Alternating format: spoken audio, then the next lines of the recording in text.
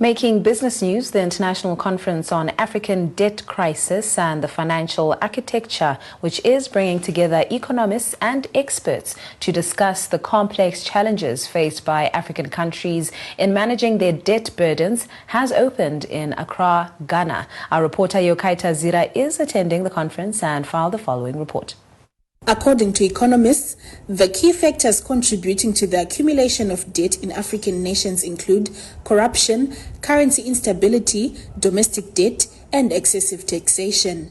The consensus among conference panelists here is that understanding these factors in their interplay can help authorities to devise effective strategies to alleviate the debt crisis and promote sustainable economic development in Africa. We cannot be going around with begging bowl from one generation to the other, looking for help, when we are the most endowed continent in the world. And if we wake up to that realization, if we wake up to the fact that enough is enough, we cannot continue with this cycle, then you can begin to take the necessary measures to break the structures of your dependence. First of all, why do you produce raw materials which you don't process? Why do you export more capital from Africa to the rest of the world and then go begging to borrow pittance, which is then used to oppress you even more? Other economists felt there was need for unity amongst African governments in the debt resolution process.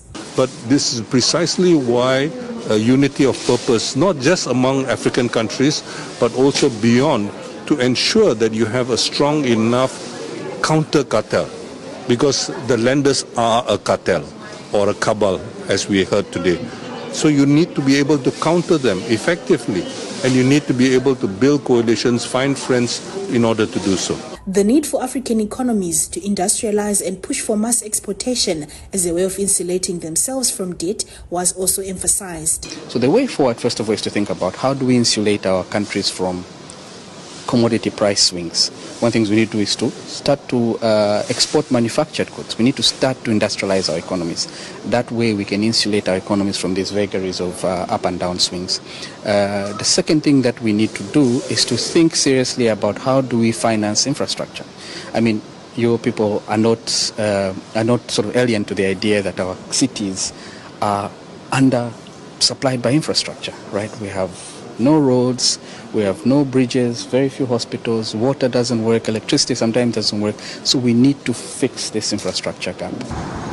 The African debt crisis is a multifaceted issue that requires a comprehensive approach to address its underlying causes.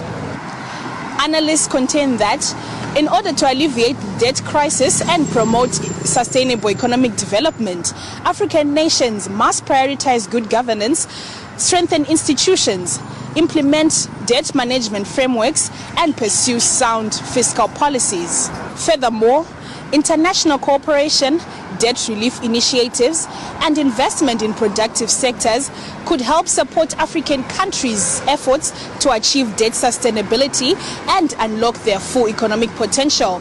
Yokaita Zira, NRTV News, Accra, Ghana.